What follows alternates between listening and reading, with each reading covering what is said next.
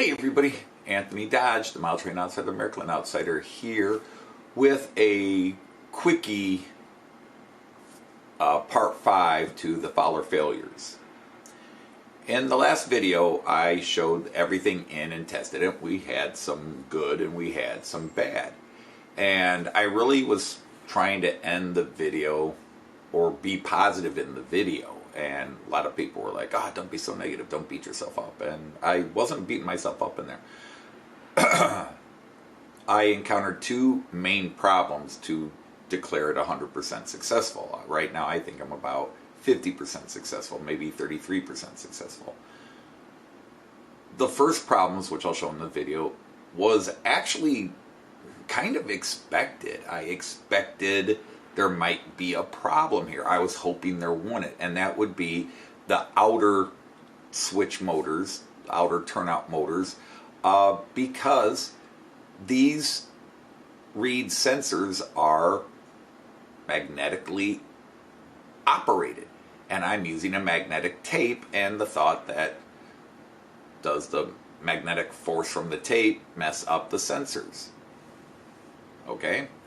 So that was one problem. Or because I did adjust the algorithm a bit, was the sensor placed in the right way? And those sensors are very sensitive. I just might have to go in and raise it a millimeter and then it'll work, and none of the other things are a factor. Or maybe I have to move it a couple of millimeters closer to the track, or I have to remove the track. And I'll explain that when I show the video here. The second issue was not one I guess I was expecting, but now that I see it, I should have expected it. And that is the stop motors, where the bus actually goes in and stops at the bus stop. They are working. They're working. Both the turnout switch worked. The bus went through, turned off, and went to the bus stop area. That was working. So that's great. And the stop motor is working. If I move the station to let the bus in, it hits the stop motor and stops. The problem is a height differential. The bumper of the bus is hitting the curb of the station, and that's because when I originally built the station, I was accounting for the 3 millimeters of height of the Fowler car's track. And since I'm no longer using that, I've got 3 millimeters of height, and that 3 millimeters of height is enough for the bus to hit the curb and not get its motor over the stop part.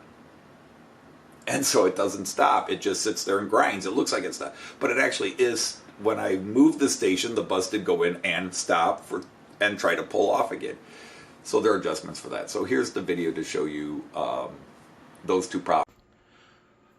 All right, so the biggest problem would be these outer motors, this one and that one down there, which we're not activating.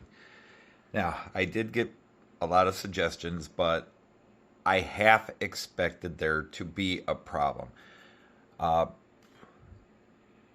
first problem is that these reed sensors here, and this is embedded with a little bit of black putty, they respond to magnets, magnetic force. This is a magnetic wire. Is it possible this is too close to this wire, that the magnet's interfering, that the magnetic wire is interfering? Now, the reason to think not is that if the magnetic here was affecting the sensor, it would be turning this motor on permanently and the bus would always turn down. The other option, and the solution to that, by the way, would be just to rip the wire out so far and just put the Fowler non-magnetic wire all the way in here. That would not be a hard problem to solve. The other issue may simply be the magnet is, as the bus is coming around, it's not close enough to the magnet to sensor it. So the bus is coming around like this. It may be the magnet's just too far off. This is a little bit further away, I think, than it should be. So that's the first of two solutions I'll try. The first thing I'll do is try to move this over a bit and see if that helps. And if that doesn't work, I will rip this wire out and try a Fowler. I keep saying wire here. I'll rip this magnetic tape out and put a wire in it. So those are the two solutions for that. Now, this will be the hardest one to demonstrate because the stop motor here was actually working, as was, I'll rip this tape off here. Now, this turnout is working, and as you can see, here's the two sensors that activate everything.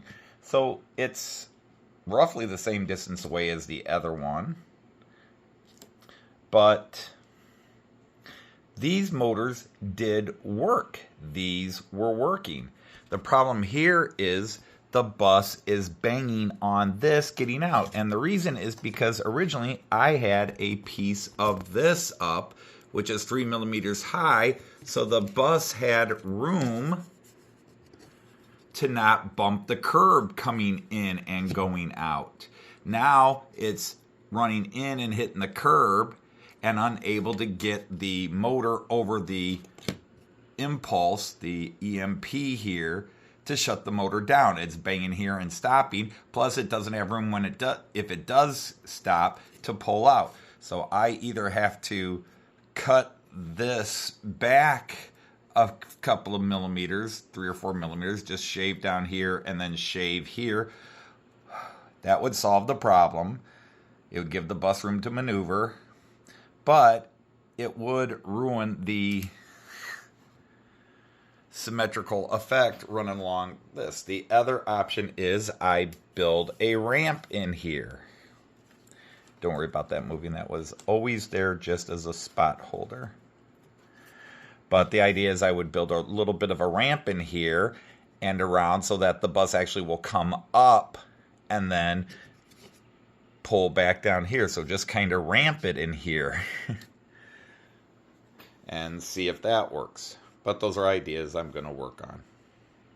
Okay, so there you saw it. Just a couple of minutes worth of video of what the problems are or potentially are. Obviously the outer motor ones are going to be a little bit more work to investigate because there are so many things to check out. But those are the key ones. So hopefully in a week or so I'll be able to get over there and really experiment with it. But until then, I'll say Auf Wiedersehen, tschüss, and happy trains. Take care, everybody.